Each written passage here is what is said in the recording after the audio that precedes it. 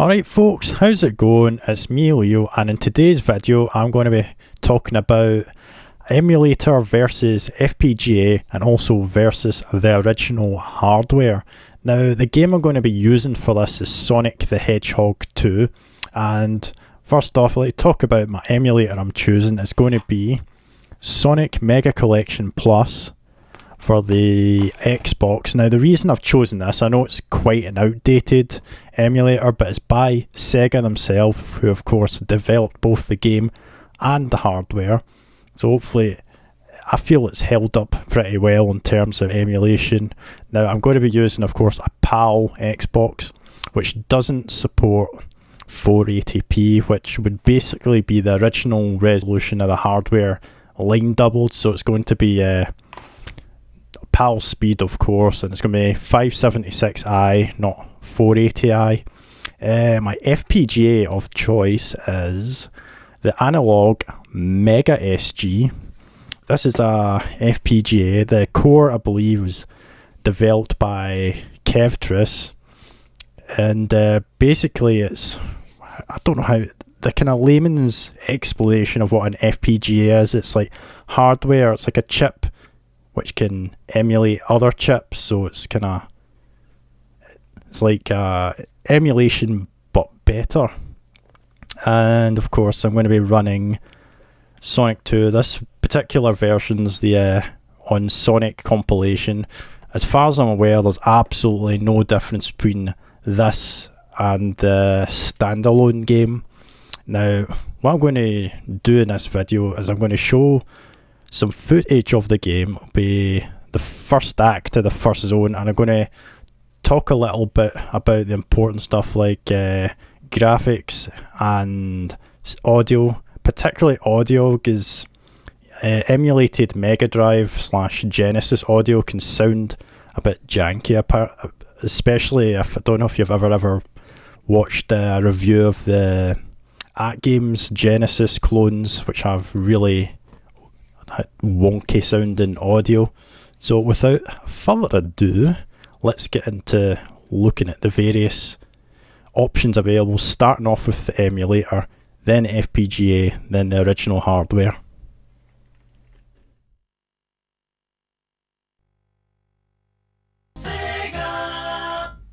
Now first thing you'll probably notice is the picture quality is awfully soft, but the audio, it's actually not too bad, because quite often emulators can mess up the kind of the Yamaha sound chip audio.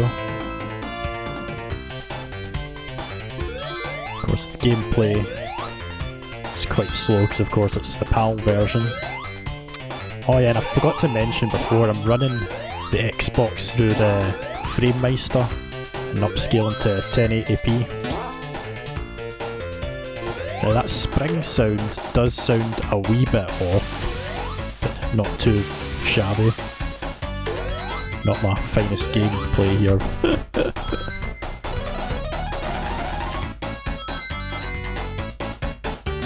Wow, that's just awful.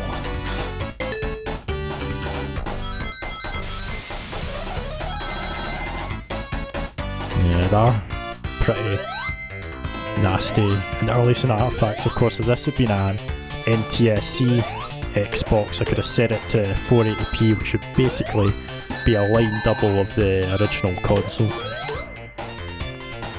Perfectly emulated the slowdown there, of course, when losing your rings. Oh, that signpost sound doesn't sound too great. But overall, emulation's a pretty good way.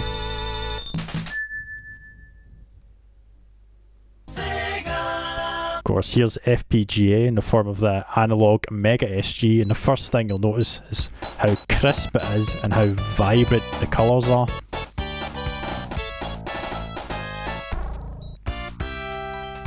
Of course, I'd say perfect sound emulation. Sounds pretty good, the audio. The sound effects sound spot on. Now I set the output of the Mega SG to 50Hz, but you know, to make it PAL speed, but it still seems to be running at NTSC speed. It seems a little too fast.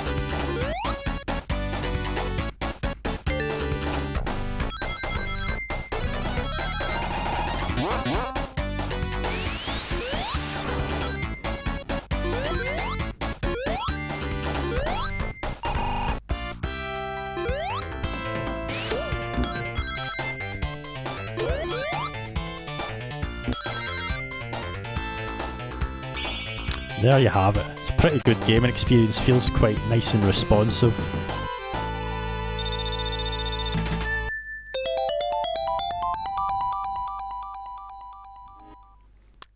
And here we go, the original hardware. Nice and sharp, almost as sharp as the FPGA, although the colours are a little bit more muted.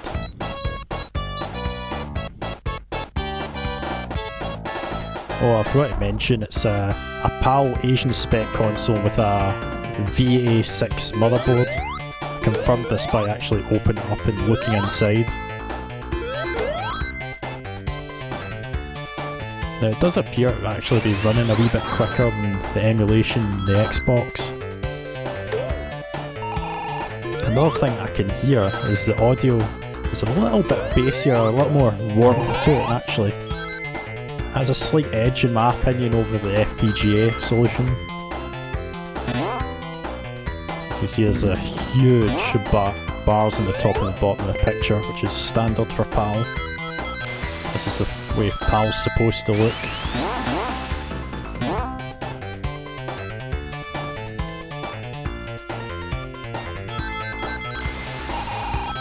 I can also see a slightest wee hint of jail barring, of course. It is like a 30 odd year old console, so you'd expect that.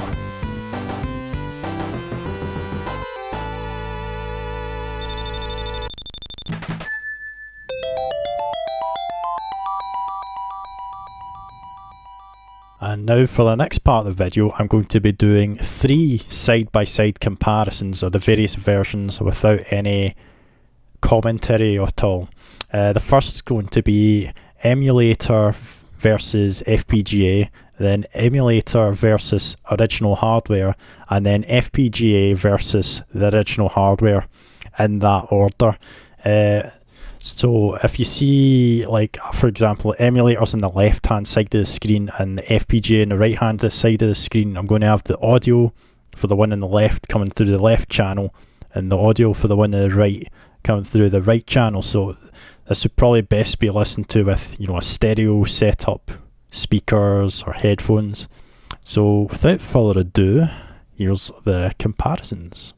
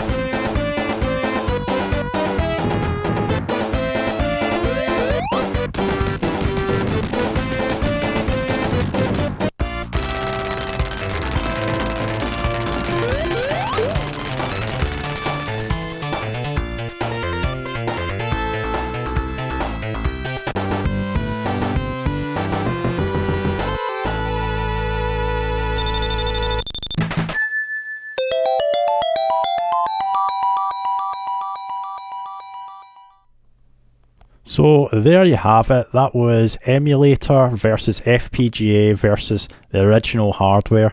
I really like the crisp and colourful graphics, and the sound of the Mega SG as well is pretty bang on, although I really like the kind of warmer, bassier sound of the original hardware. What do you lot think? Is there more modern emulators are much better? Are there more cost-effective FPGAs such as Mister? You know, you can say in the comments section down below. So thanks very much for watching. I'll see you all later.